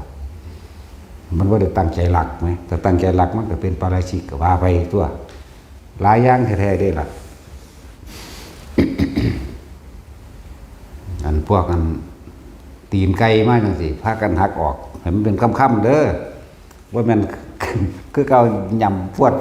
บ่ถูกต้องเด้อนั่นแล้วยากหรือง่ายบัดนี้พวกเจ้าว่าการบวชนี่เห็นเขานั่นล่ะแต่มันแล้วพวกบ่ปฏิบัติก็อย่างหนึ่งได้เป็นมุขะเบิดเด้แต่ว่าดีอยู่อย่างหนึ่งเพราะได้เห็นว่าเป็นผู้ทรงภากาสาวพัดแต่ก็ลงคือเก่าเด้มันบ่ได้กันเด้แต่ทางดีอยู่อย่างหนึ่งนั่นแหละเป็นเด็กลึกอยู่ในเพศภาวะซื่อๆเป็นเพศภาวะภิกษุซื่อๆว่างั้นตายแล้วจะก็ลงนรกคือเก่ามันบ่ได้กันได้ว่าเรื่องนั้นด้วยยิ่งบ่ถูกต้องตามประเพณีมันก็จักหนักอยู่ว่ามันเป็นโดยมิจฉานำหังดีอยู่อย่างนึงว่าพ่อได้ว่านิพพะใจว่าล่ะคนเข้าใจว่าจังซั่นคนเอาสีเหลืองว่าเป็นพระโลดเป็นเรื่องละเอียดละอออยู่เด้อพวกเราบ่แม่นของง่ายที่เฮาสิมาทำความเข้าใจได้ผู้เพิ่นปฏิบัติจริงๆก็ปฏิบัติเด้ ข้อวัดปฏิบัติของเพิ่นมีอีกแต่ศีลก็มีเท่านี้แล้วต่อมายังมีข้อวัดปฏิบัติเรียกว่าทุดงควัด13ข้ออีกเด้บิณฑบาตเป็นวัดนี่เป็นวัดที่1หมายถึงว่าข้อวัดปฏิบัติที่1หรือเจ้าสิฉันในบาทเป็นวัดนี่เป็น2อันนี้ถือผ้าสัมพันธ์เป็นวัดก็เป็น3อันนั่งอาสนะเดียวเป็นวัดวางมือจากหัตถบาทแล้วไม่ฉันอีกนี่เป็น4แล้วนี่เห็นบ่ล่ะการกระทำสิ่งใดจะต้องทำในสิ่งที่สมควรคือกะปิในอาหารนี่ก็เป็นวัดอีกธรรมดาบ่นี่ว่ามันสิสวดล้วนแต่กินหยังก็กินไปเลยเด้อันนั้นสั้นแล้วแต่มีตัวอธิษฐานต่อเสริมเข้าไปอีกบัดนี้ไม่นั่งไม่นอนหรือว่าไม่นอนเนี่ยไม่เอาหลังแตะพื้น7 วันมั่ง15 วันมั่งหรือ1 เดือนมั่ง3 เดือนมั่งหรือ1 ปีมั่งมีเข้าไปอีกเด้แต่สิธรรมดาว่าผู้เขาเจ้าเล่งเขาเจ้านั่นน่ะมีจังสิบ่มีเริ่มตัวแรกก็ลองบ่นอนจักมื้อนึงซะก่อนก็มันได้แล้วก็2กับ3 4 5ไปเลยจนว่าฮอดแล้วแต่เป็นเดือนก็มีบางองค์เอา3 เดือนเด้ผูกเจ้าของไว้ก็เรียกว่าธรรมดาเด้นั่นซั่นแล้วผู้เขาเล่งความเพียรเขาเจ้าไงเล่งไปเล่งมาเกิดความเคยชินความเพียรกล้าเป็นศรัทธาภละเกิดกำลังกล้าขึ้นแป้งขึ้นไปเลยเด้วิริยะก็เป็นวิริยะภละเกิดเพี้ยนโดยอัตโนมัติแล้วนี่บ่วิมุ่งมั่นอยู่นั่น15 มื้อ30 มื้อเอาอยู่หั่นเด้บ่ธรรมดาเด้บ่กินเลยก็ได้มันเป็นไปมันไปเองของมันดอกโน่นน่ะนั่นแล้วที่เฮาเห็นอยู่เดี๋ยวนี้มองนั้นมองนี้อธิบายบ่ถูกคือกันนั่นแหละแต่ผู้ใดบ่บวชเข้ามาบ่รู้จักดอกบ่แม่นอ่านแต่ผลสำเร็จของเขาเจ้ามาแล้วมาเทียบเว้าเอาอันนั้นผิดอันนี้พูดไม่สมควรเนาะพระอะไรพูดลามกว่าเนาะพระอะไรเก็บเงินและทองพระอะไรยังสันพระอะไรพระพ่อพระแม่มึงแล้วลอกเบิ่งแบบกับกูนี่แต่แนวสิทธิพระลามกหาเงินมาสั่นง่ายถึงพ่อท่องกูก็เอาได้เพชรกูก็เอาหอดวัตถุทางดาวเอาเบิดแต่สิมาเว้าแบบนั้นเนาะเดี๋ยวหลายอย่างที่เฮาบ่รู้จักบ่เข้าใจบ่รู้จักแยกย่อยแต่ของบ่ได้เป็นผู้บวชเขาสละบ้านเรือนออกมาบ่แห้งแต่ของยังสละบ่ได้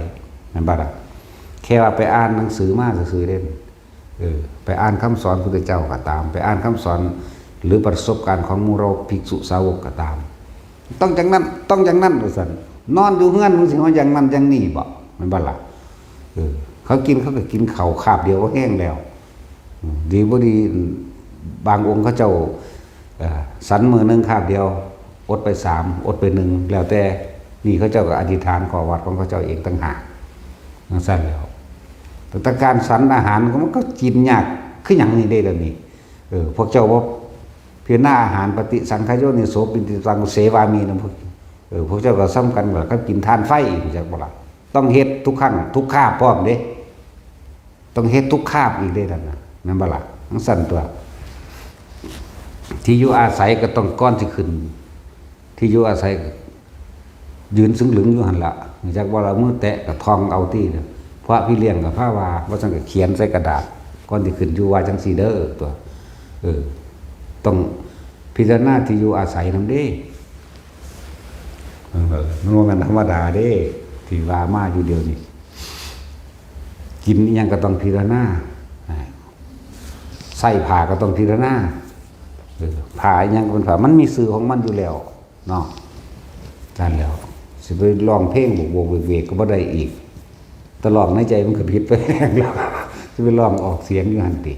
ทั้งแล้วกันเลยดูหนังฟังเพลงโอโลลำบ่ได้มีเด้บ่มีเด้อดูหนังฟังเพลงถ้า18มันก็บ่ได้ดอกหั่นเห็นบ่นั่นสิพารูปได้ดอกไม้ของหอมมันก็บ่ได้ดอกนั่นจังซั่นตัวโอ้ยตั้งหลายอย่างกระโดดเนาะกินน้ำก็ต้องนั่งกินเงี้ยวก็ต้องนั่งเงี้ยวอีกนี่สิบางอีกอาบน้ำก็ต้องใส่ผ้าอาบน้ำเด้ไปจุดบ่ใส่จักเทื่อปลาหำอาบน้ำแม่นบ่มีใส่อยู่ครับ เป็นบางมื้อบ่เพราะกันตัดสินเด้ตัดสินเราซุมื้อสังมาแย่งแหวนนั่นเนาะพวกเปรตกุยโตยใส่เฮ้ยสั่งบ่อยากอายแฮะแม่นบ่ล่ะ หลายอย่างที่ยังอยู่เด้นี่แล้วนี่แหละข้อวัดปฏิบัติก็เลยอาหารที่ผสมคนหลับหรือมั่งสัง10 อย่างเลย10 อย่างไปอีกก็ยังมีเด้เพิ่นบ่ให้กินหมาอยากว่าล่ะเพิ่นบ่ห้ามคนดอกเพิ่นห้ามพระ หมู่เราภิกษุสงฆ์เพิ่นห้ามกินถ้าแม่ย่างเข้าไปในบ้านมันก็หอนกันเต็มเลยมันได้กินหมาคือกันหมาคือกัน จังซั่นแล้วตะกี้มันมีหมาป่าหมาในมันหมาใหญ่จักว่ากินเข้าไปแล้วมันได้กินมันก็เข้าใจว่าเป็นศัตรูมันก็เข้ามารุมทำลายและกัดเสือก็เหมือนกันช้างก็เหมือนกันหมีเสือเรื่องเสือโหงเสือดาวเนื้อมนุษย์เนื้องูเป็นบ่นี่จังซี่มันบ่ให้สันซั่นแหละสิบัดนี้เนื้อที่รับไม่ได้ฉันไม่ได้อีกเป็นหยังเอารู้ว่าเขาฆ่ามาเพื่อตนนี่เห็นบ่นี่ ไก่เดี๋ยวอื่นสิแกงไก่ไปสังหารเด้อนี่อย่าไปรับเด้รู้จักว่าล่ะนี่ไปศึกษาให้มันเป็นเด้อบัดนี้รู้ว่าเขาฆ่ามาเพื่อตนอีกแล้วก็สงสัยก็บ่ให้รับเด้พวกเจ้าสมมุติว่านี่ไปเข้าไปในบ้านกลางคืนหรือไปบิณฑบาตเสียงไก่ห้องอยู่น่ะกลับมาเนาะมันไก่ตัวนั้นบ่นอนสงสัยนี่ห้ามรับเข้าใจบ่นี่บางทีคือแม่นตัวนั้นก็ต้นถ้าสงสัยแล้วหยุดเด็ดขาดมันบ่ตายดอกสาวบ่กินทำนั้นนึงเนาะขนาดนั้นเด้สงสัยว่าเขาฆ่าเพื่อตนอีกอาหารไม่บริสุทธิ์อีกโอ้ธรรมดาบ่โอ้แต่เจ้ารุ่นหลวงปู่มันนั่นเขาปลูกบักโม่อยู่ใกล้ๆกันไหมบักโม่เครือนี่มันข้ามไปในตรงนั้นผู้นั้นก็เข้าใจว่าเป็นของเจ้าของเด้จากบ้านนี้กระปิดเอาดิตั้งแต่มันอยู่ที่ของผู้นี้ว่าเขาบ่มีญาณอันนั้นยังว่าอันเรื่องอารมณ์อรวยกันได้อยู่เขาบ่ฮู้จักคือเพิ่นว่าอาหารบ่บริสุทธิ์บ่เข้าใจแล้วคนเนาะบ่บริสุทธิ์แนวใดบักโม่กับบักโม่ผมเด้ผมบ่ได้ไปลักไผมาเด้มึงไปเบิ่งดีๆเด้อนี่เพิ่นบ่รับเป็นบ่นำไปเบิ่งฮอดขวดมันอีหลีมั้ยเอ้าแม่มกูเอาอยู่ของอันเจ้าของทีนี่กูไม่ได้เอาในทีกูนั่นขนาดนั้นเด้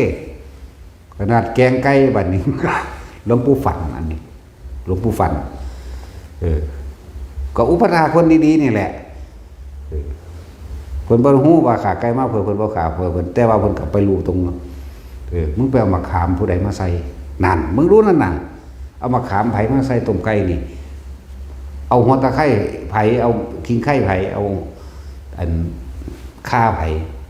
ก็เอาของหลานผมนั่นแล้วซั่นมึงขอเขาอยู่บ่ป้าตัวปานนั้นพุ่นเด้ว่าธรรมดาเด้นั่นแหละเขาเอิ้นว่าบริสุทธิ์กูว่ารับว่าซั่นสูดไปเอาไปสแตกเองว่าซั่น นี่ขนาดนั้นเด้เอาขนาดเพิ่นเป็นพระอรหันต์ดอกเพิ่นยังบ่รับนี่ภาษาเฮาอีหยังบ่ได้เป็นหยังเนาะนั่นแหละ มันแม่นเพราะไงเนื้อดิบก็บ่ให้กินอีกเห็นบ่ล่ะต้องทำให้สุกก่อน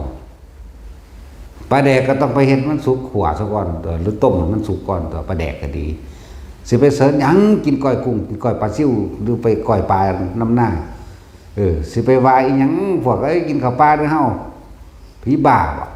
จังซั่นแล้วโคตรแม่มึงนี่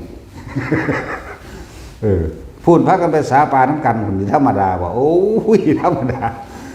นั่นแหละมันเสื่อมเพราะว่าบ่ศึกษาพระวินัยบ่ซั่นเฮาสิเน้นย้ำบ่ภิกษุนักบวชทั้งหลายบวชเข้ามาแล้วเพิ่นศึกษาพระวินัยเด้อาริยวินัยฉบับรวบรวมจากพระไตรปิฎกจากว่าเอาฉบับนี้ให้ฉบับนี้มันมีเนื้อหาหลายอย่างนั่นแหละศึกษาพระวินัยพระวินัยจะเป็นผู้รักษานักบวชจะต้องรักษาพระวินัยมันมีอันใดควรอันใดบ่ควรอยู่ในหันอยู่เด้บ่แม่นว่าไปเอายอดหรือประสบการณ์ที่พระอริยะเจ้าผู้เพิ่นผ่านมาแล้วมาเว้าปานพระอรหันต์มันบ่แม่นแบบนั้นอันนั้นเป็นสำนวนโวหารของเพิ่นแล้วบ่แม่นไปดึงของเพิ่นมาหรือว่าไปเอากิริยามารยาทของเพิ่นมาใส่ผู้เพิ่นแล้วเพิ่นก็บางทีเพิ่นก็สอนคนแบบนึงก็เสร็จอีกแบบนึงเป็นไปตามอุปนิสัยเพิ่นสิแก้เพชรผู้นั้นเพิ่นก็ว่าไปเลยก็มีคือจังเฮาอ่านในหนังสือหลวงปู่ตื่นตั้งแต่โอ้ยอีฉันฟังธรรม หลวงปู่แล้วฉันปล่อยวางหมดแล้วแค่ข้าฉันไม่เอาอะไรแล้วเจ้าข้าเนี่ยข้านก็ไปกราบเพิ่นว่าโอ้ไม่เอาแล้วเหลืออีหามึงว่าซั่นเพิ่นว่าเหลืออีหามึงว่าซั่นทำไมหลวงปู่พูดกับหนูอย่างนี้นั่นเป็นบ่ล่ะแต่ว่าปล่อยว่างหาแม่มึงบอกลูก2คนหากันหน่อยนึงจังซั่นแล้วแต่เพิ่นว่าอีหาก็สิมาอีหานํเพิ่นบอกเห็นบ่ซั่นมันว่าแม่แล้วมันคนละอย่างกันอยู่นี่เอาแบบหลวงปู่เกีย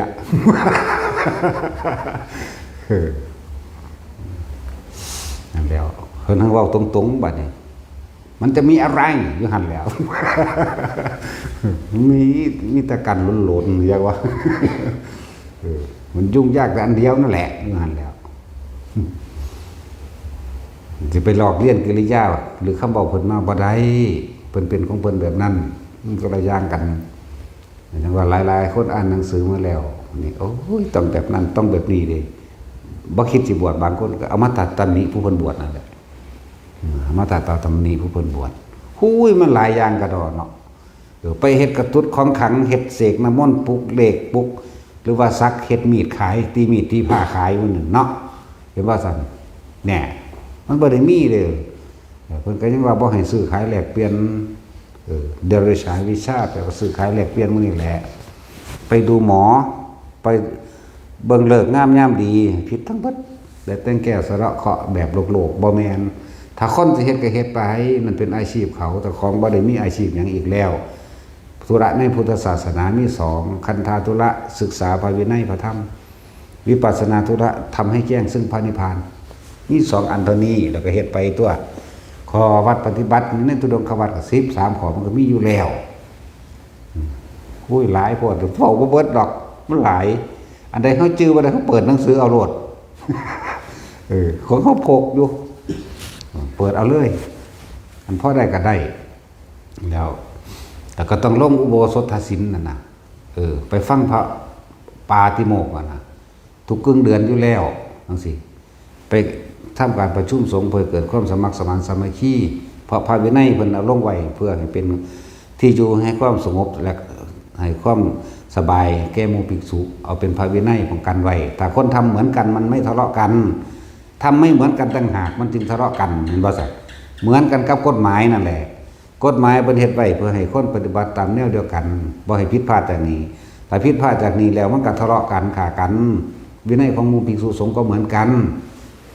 โอ้ยหลายกระดอกแล้วมั่งสั่ง10อย่างเลย10อย่างไปอีกก็คือนี่แหละเนื้อดิบก็บ่ให้ฉันเห็นบ่ล่ะต้องทำให้สุกก่อนรู้ว่าเขาฆ่าพระตนก็บ่ให้รับอีกหรือว่าสงสัยพวกนั้นธรรมดาบ่สิบ่ว่าหยังลาบปลาดุกเริ่มมื้ออื่นไปกินข้าวปลานำซื่อมันบ่แม่นเลยจังซั่นแล้วเยอะแยะสมัยซุมื้อนี้สาปลาน้ำกันเนาะตึกแหเอาเองใส่เบ็ดเอาเองมีเบิดตลอดนั่นแล้วบัดนี้มันสิเข้ากันกับเฮาได้ตินั่นบ่ล่ะเฮารักษาข้อวัดนี่เป็นหยังเฮาขึ้นเน้นย้ำแท้พูนเฮาเห็นบุญคุณของพระพุทธเจ้าพูนสละตัวเองมาแต่ละภพแต่ละชาติกว่าจะมาเกิดเป็นพุทธศาสนาขึ้นมาได้เอาชีวิตแหลกแต่ของจะมาเห็นเล่นเห็นหัวติเฮ็ดเอานรกบ่ซั่นตัวนั่นแล้วถ้าบ่มีเพิ่นมันสิมีหนทางไปนิพพานได้บ่เมื่อมีการเกิดก็มีการบ่เกิดแต่ผู้ใดเป็นผู้ค้นพบก็พระพุทธเจ้าก็เพราะว่าตรงนี้พระวินัยนี่แหละเป็นเครื่องให้อยู่ด้วยความสงบผาสุกเป็นอันหนึ่งอันเดียวกันบ่ให้เกิดความแตกแยกสามัคคีกันบ่ให้ขัดแย้งกันเพราะว่ารู้สิ่งเดียวกันแล้วบ่ขัดแย้งกันเด้ถ้ามันบ่รู้สิ่งเดียวกันมันจังขัดเด้บ่ได้ไปหาเลิกงามยามดีให้คนไปทำงานค้าขายบ่แม่นให้ไปหาเลิกงามยามดีคนแต่งงานเด้ผิดเบิดเด้มันไปชักจูงบ้านนั้นบ้านนี้ให้เอากันเด้นั่นผิดเบิดเห็นบ่บ่แม่นว่าไปเฮ็ดกระตุ้ดของขังหนังเหนียวบ่ได้ว่าสิไปเฮ็ดอีหยังล่ะพญานงพญานาคอีหยังมาปั่นงูปั่นเทพเถิบมาแมงไปทางใดแน่เนี่ยนั่นแหละความเสื่อมน่ะก็เสื่อมมาจากบุคคลพาเสื่อมพอคนมันเสื่อม พระคนมันขี้ข้านคนมาว่าอยากมีความเพียรด้วยตนเองเพิ่นจึงห้ามบ่ให้เฮ็ดอิทธิปาฏิหาริย์เพิ่นห้ามมาแต่พระอรหันต์จริงๆทำได้เฮ็ดนั่นน่ะพระปิ่นโทนพระรัตวาชะนั่นก็ยังถูกปรับเห็นบ่ปรับอาบัติพระอรหันต์นี่บ่ขนาดนั้นแล้วซุมื้อนี้โอ้ยอภินิหารมีแต่อภินิหรนั่นติหารหาแมงบ่วันสาจิตตัวคนเอาอันนี้เด้อไปอธิษฐานเอาอันนี้รุ่นรวยไม่เลิกรุ่นรวยพันล้านนั่นว่าซั่นรุ่นเรียกทรัพย์มึงจะไปเรียกน้ำไผเดี๋ยวนี้เมตตามหานิยมสั่นมึงจะไปข่มเหงบังคับเอาไผมาให้เมตตาเนาะนี่มันผิดกันบ่สั่นกับพระพุทธเจ้านั่นแล้วพวกตีมีดตีผ้าขายมันสิมีอยากอย่างเข้าใจว่านั่นนี่มีดหมอนั่นน่ะบ่แม่นหมอผ่าตัดเด้มีดหมอมีดไม้ยังไงเฮ้ยสารพัดแล้วเขาสิเฮ็ดปั้นพญาครุฑพญานาคมีหอดข้างคก มีเบิดตลอดเตาเรียกสับก็มีโอ้ยสาปันสิไปท่านกินกับไผเนาะแต่กูสิถมกินดีเตาเงินเตาทองนั่นแหละเพิ่นเป็นนั่นคือห้ามไว้ห้ามบ่ให้พระปิ่นโทนเฮ็ดที่เป็นเรียกว่าอธิกรรมิกะบุคคลภิกษุต้นบัญญัติเพิ่นบ่ปรับดอก แต่ว่าเพิ่นเป็นแสดงเป็นบุคคลขึ้นมาเพื่อให้ตัวอย่างว่าบ่ถือต่อไปนี่คนสิบ่เชื่อธรรมชาติสิบ่บูชาธรรมชาติถ้าเกิดว่าภิกษุทำอภินิหารนั่นนี่คนก็สิรอแต่คนผู้เดียวนั่นแหละรอสมมุติว่าของหายมาถามอันนั้นผู้ราหายเบิ่งให้แน่ตาทิพย์เป็นบ่อยู่หันตัวเดี๋ยวบ่ได้เอาบักนั้นลักของมึงตัวนั้นคนฆ่ากันซ้ำแม่นว่าล่ะมึงละบอกกันว่าอีกแล้วนี่ก็พระนั่นแหละจักว่าพระตาทิพย์นี่แหละหูทิพย์นี่แหละเขาบอกกันว่าจังใดทรงหูไปฟังโอ้ยเขาบอกจังซั่นจังซี่ก็ไปฆ่ากันซ้ำบัดนี้เขามาฮู้ว่าเจ้าของถือฆ่าซ้ำก็มีเด้ล่ะธรรมดาบ่แล้วเพิ่นจึงห้ามไว้บ่ได้เฮ็ดคนสิบ่มีความเพียรคนสิบ่เชื่อหลักธรรมคือความจริงโดยธรรมชาติเกิดอิหยังขึ้นเอ้ามันเฮ็ดได้อีหลีเด้อันถ้าสิว่าเฮ็ดให้คนหายเจ็บหายป่วยได้เฮ็ดได้เด้จังซั่นแล้วแต่เพิ่นบ่เฮ็ดขนาดพระพุทธเจ้าเองยังบ่เฮ็ดให้ตัวของเองทั้งที่เฮ็ดได้เวลาพระเข้าสมาบัติบางที่เพราะรักษาตัวเองเด่นแต่พระพุทธเจ้าบ่ยอมแต่ว่าถ้ามีเพิ่นบ่เฮ็ดเห็นบ่ถูกผ่าที่หลังเท้าจังซี่หรือว่าเพิ่นเจ็บหัวเป็นประจำเจ็บหลังเป็นประจำจังซี่เพิ่นเฮ็ดก็ได้แต่ว่าเพิ่นบ่เฮ็ดเพราะว่าอย่างเพิ่นเป็นตัวอย่างไว้ให้คนบูชาธรรมชาติยินดีกระทำตามหรือยอมรับความจริง ซุมื้อนี้มีแต่อภินิหรณ์เบิดนั่นแหละรุ่นรวยบ่เลิกเอ้าแต่มึงทำงานมึงบ่ทำงานมึงสิไปเอาหยังมารวยเดี๋ยวนี้เนาะรุ่นพันล้านโอ้ยโคตรพ่อโคตรแม่ว่าไงหาแม่มึงบ่จังซี่แหละมันเสื่อมแม่นบ่นี่เขาตัวขายของแม่นว่าถ้ามันรวยอีหลีมันสิมาขายให้พวกเจ้าบ่พวกไปเป็นบ้าเอาก็เลยเนาะแต่มันรวยอีหลีนั่นน่ะมีแต่ทำงานทั้งเบิดนั่นแหละขยันซื่อสัตย์ประหยัดอดทนอยากคบคนพาลแล้วจะเป็นพาลเสียเองอยู่แต่แบบนี้แล้วจักว่าล่ะจังซั่นตัวบ่แม่นว่าจะไปเอารุ่นนั้นเอารุ่นนี้พระเจ้าท่านใจมันจนทางใดมีแต่ยาทำใจที่เนาะถ้าปวดหัวก็กินยาไว้ จังซั่นแล้วมันหลายอย่างแบบที่เฮาเห็นอยู่นี่นั่นแหละความเสื่อมมาจากพวกเฮ็ดจังซี่แหละคนมันเชื่อหมู่ภิกษุนักบวชหลายกว่าเด้แต่คนธรรมดาบ่ทันได้ปานใดแต่พวกนี้บวชเบายังขึ้นมันอยากเชื่อโดดเด้ยิ่งพวกเฒ่าๆล่ะมันเป็นตาเชื่อเนาะ ข้างบ่งับไปแล้วโอ้ยไปยกมือยกตีนให้เขาทำท่าใบหวยมาแล้วคนเป็นหมื่นทั้งคนเป็นบ้าอยู่แล้วถือ2คนอุ้ยดังขนาดจังซั่นแล้วเสื่อมบ่ล่ะนั่นแหละคนเลยบ่บูชาความจริงหมายถึงบ่ยอมทำตามความจริงบ่ยอมรับความจริงเอาความหลอกลวงมาปกปิดบัง ได้ไปกันทำความจริงที่เจ้าของสิบรรลุที่เจ้าของสิรู้ได้เห็นได้เด้พุทธเจ้าเฮ็ดได้แต่คุณบ่เฮ็ดแต่เพิ่นสิแก้ปัญหาความยากจนให้คนท่องเพิ่นสิขุมพูนอันบ่ล่ะอุ้ยจะถามไผแล้วฮอดบ่ฮู้จักขุมท่องทั้ง4อย่างละลึกกิโลกว้างกิโลเด้ฮักบ่เบิดเป็นอีกแต่เพิ่นสิแก้ปัญหาความยากจนเพิ่นก็บอกคนไปเอาทองทั้งตัวแต่เพิ่นสิเฮ็ดให้คนบ่เก็บบ่ปนกระเป๋าเพียงใส่ซั่นตัวอันที่เพิ่นบ่เฮ็ดจังซั่นแล้วนั่นแหละถ้าหูทิพย์ตาทิพย์มันก็คนฆ่ากันตายอีหลีนี่แล้วลงเบิ่งแหมเอาคิดเบิ่งดีๆโอ้ยผู้นั้นรักของมึงตัวไปเอาแม่เพิ่นก็เลยว่าดูก่อนภิกษุทั้งหลายพวกเธออย่าชอบประมาณในการบุคคลเพราะท่านทำการประมาณในการบุคคลจะทำให้พวกเธอทั้งหลายเดือดร้อนเมื่อภายหลังเอาแม้แต่มึงได้อยู่ได้เศร้าซะวะเนาะบ่ต้องไปเดินดานยังไผได้ดอกขอทีนึงเท่านั้นแหละมึงเอ้ยเนาะตัดสินเพิ่นห้ามภิกษุแต่ว่ามึงบ่ห้ามเน้นเน้นกูก็กุมอยู่ว่าซั่นพอตะโยกจิกจักสิขึ้นตกใจก่อนโอ้ยเนาะเห็นกูจัก2เทื่อก็เอาดอกนาก็ห้ามเบิดนั่นแหละสิกินกันน่ะร้อยเฮ็ดเอาเฮ็ดไปคนเห็นเอาจักสิเฮ็ดไปหยังได้เฮ็ดไปคนเห็นเนาะแต่บ่โชว์ไงมันบ่ตัดสินจะลืมได้ลองมีผู้ใดผู้หนึ่งฮ้องเหินเดินอากาศได้จักมื้อนึง2มื้อเท่านั้นน่ะวัดอื่นบ่ได้กินข้าวเนาะเบิ่มมาเป็นบ้านำอันนี้ได้คนก็เลยนั่นแหละว่าพากันคิดเบิ่งดีๆเด้อโดยพระสงฆ์ที่เพิ่นเรียกว่าเลิศทั้งฤทธิ์ทั้งเดชเอตทัคคะคือพระโมคคัลลาว่ามีฤทธิ์เดชหลายเนาะ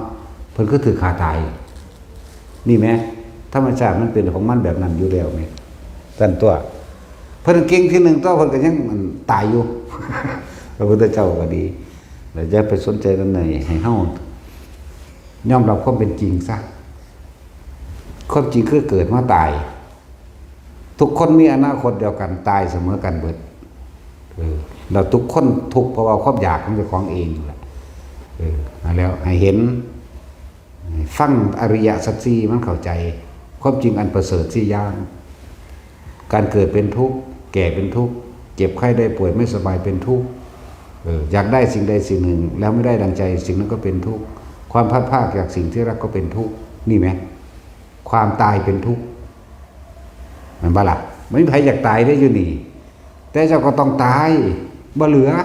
มันต้องเฮานี่แหละอยากตายนั่นแหละสาเหตุแห่งความทุกข์คือหยังล่ะความอยากเห็นบ่ตัณหาและอุปาทานถ้าเบิดตัณหาและอุปาทานก็เรียกว่าดับทุกข์ดับไปหรือคือนิโรธแต่ว่าถ้ามันบ่ดับได้ก็ต้องมีหนทางแห่งการดับทุกข์เลิ่นว่ามรรคมีองค์8สัมมาทิฏฐิสัมมากัปโปวาจากัมมันโตอาชีววาจโมสติและสมาธินี่ต่างหากมีความเห็นถูกต้องตามความเป็นจริงจึงเรียกว่าสัมมาทิฏฐิทิฏฐิแปลว่าความเห็นมีความเห็นถูกต้องตามความเป็นจริง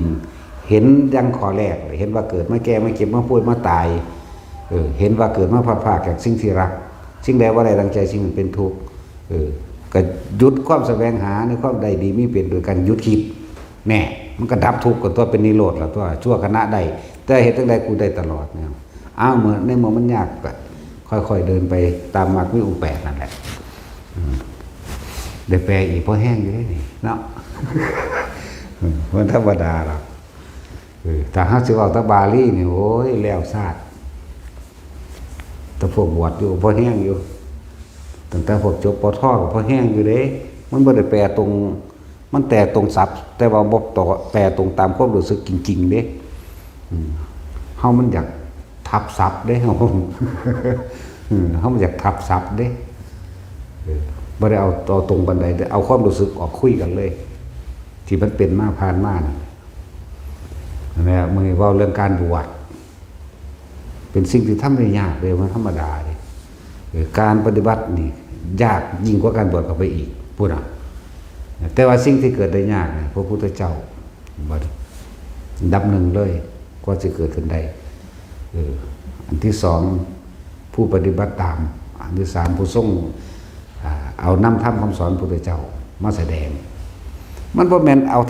คำว่าง่ายๆนี่ว่าเอาธรรมคำสอนบ่แม่นไปจำมาเด้เอาความจริงที่ตัวเองรู้เห็นมาได้มาเว้านี่จึงเรียกว่าเอาธรรมคำสอนครับก็อิงคำเว้าเพิ่นนั่นแหละโน่นหายากกระดอกสั่นแล้วหาพระอรหันต์หายากก็เพชรนินจินดาอีกเนาะเพชรมันสิยากหยังก็ไปหาเบิ่งในร้านเขาที่ เนาะแต่สินท่องก็เต็มร้านค้าเขาไปเบิ่งไปเนี่ยหาพระอรหันต์หาอยู่ไสมันจังสิเห็นเดี๋ยวนี้เนาะมีอยู่บ่ล่ะหาในหูดังอยู่ของนั่นแหล